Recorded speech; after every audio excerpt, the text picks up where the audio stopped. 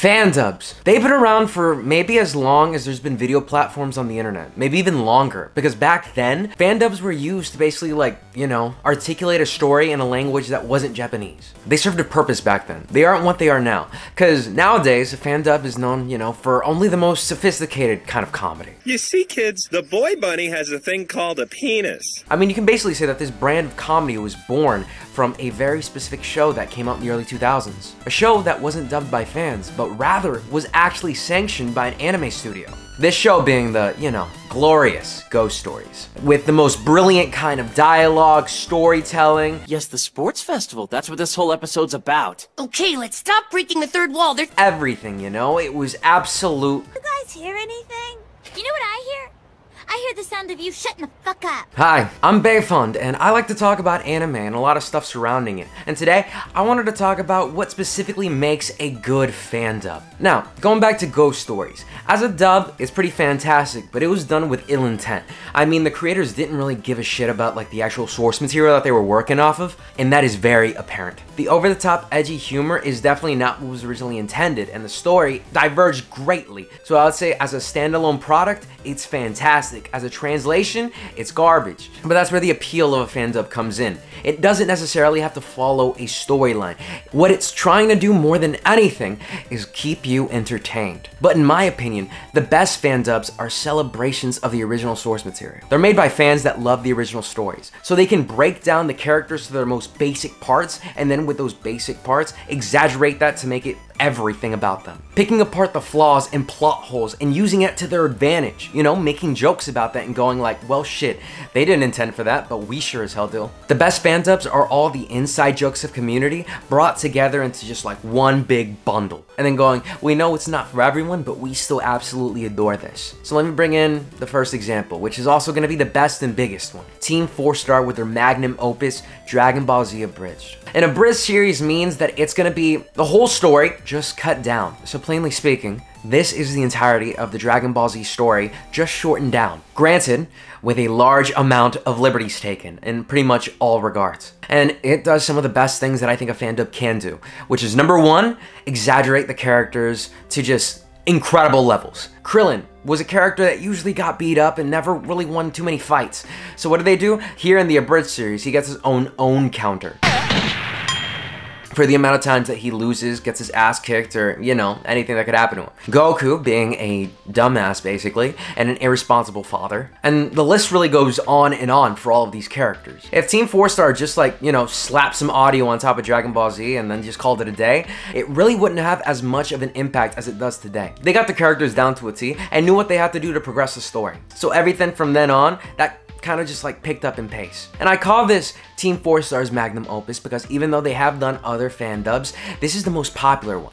Teamfourstar's Dragon Ball Z Abridged wasn't the first fandub, but it definitely became the one that broke mainstream. I was a kid that really wasn't too invested with Dragon Ball Z. When I was in middle school, that's when I heard about this show. And before that, my only experiences with Dragon Ball Z were with the live action movie, and when I was a toddler, catching glimpses of it on Toonami. So I definitely got a grasp of the Dragon Ball Z series, but I never sat down and watched the original. I mean, come on, as a 3 or 4 year old kid, do you really want to tell me that you know the difference between Goten and Goku? These motherfuckers look the exact same. But regardless, after picking up this series and falling in love with all of the stupid jokes it was saying, because of course fandubs are, number one, very stupid, I became pretty much obsessed with this show. Kind of in the same way on how you see kids now, shouting out random lines of dialogue from their favorite shows with their friends. I used to do that a lot with this one, ranging from anything from Super Kami Guru, Party pooper, to just saying nail. Nail! Goddamn, I really did say nail way too much. This series really got my attention as someone that wasn't all too familiar with anime at the time. I fell in love with this version of the characters and the story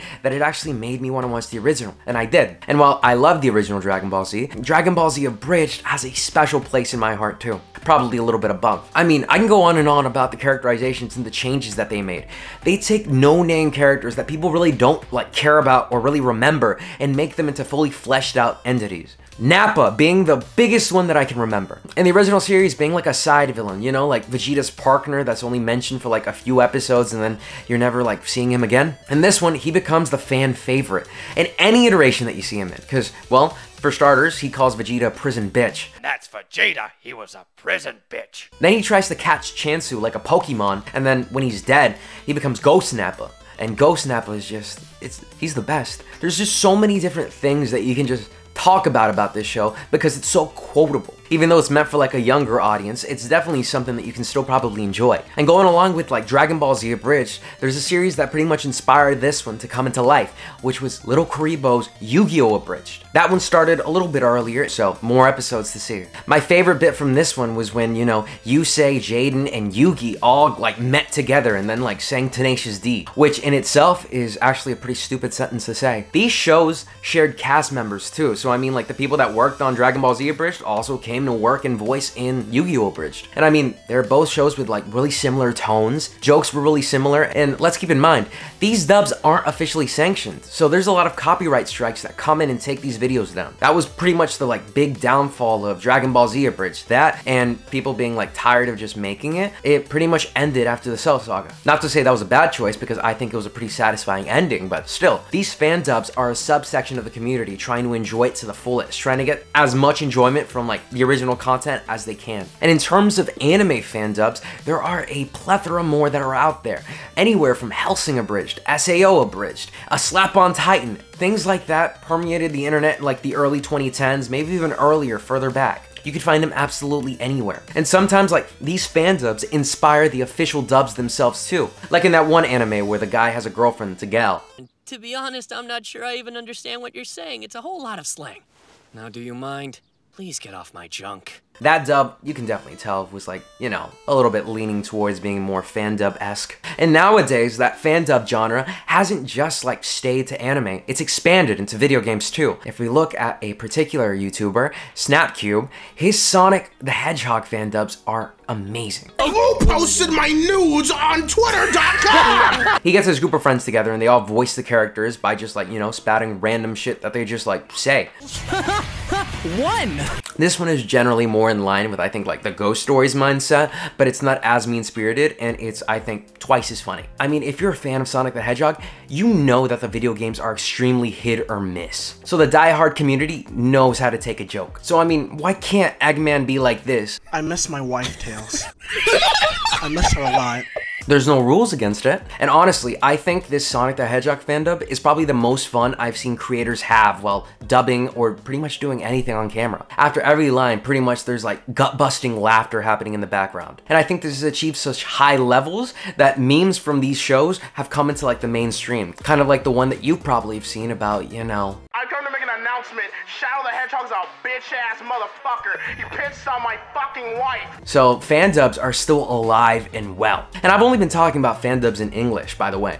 There are a ton of fan dubs in other languages that I don't understand that are out there too. I mean, just recently I saw one on like Twitter that was about this Korean dub of an old anime. I thought that one was absolutely hilarious. And I'm sure that there are way more out there than I could imagine. But I do have to preface this. If you go back and watch these shows, you're gonna notice that the fan dubs aren't always like, you know, amazing. There are definitely jokes that did not age well. You can see that apparent with like, you know, people like Mr. Popo. So it definitely makes sense as to why I stopped watching these shows, because I definitely grew out of them. It's just that from my childhood and many others, I'm pretty sure that these impacted your viewing experiences. They impacted your opinions on different shows and made you get invested in different like plot lines and stories. Without these fan dubs and parodies, I don't think that the community would be as vibrant as it is today. Whew. And I think that that's gonna be the end of my opinions on fan dubs right now. I'm gonna stop here because if I don't, I can go on and on about like references and things that I like about each and every one of the fan dubs. And I think if I'm gonna be doing that,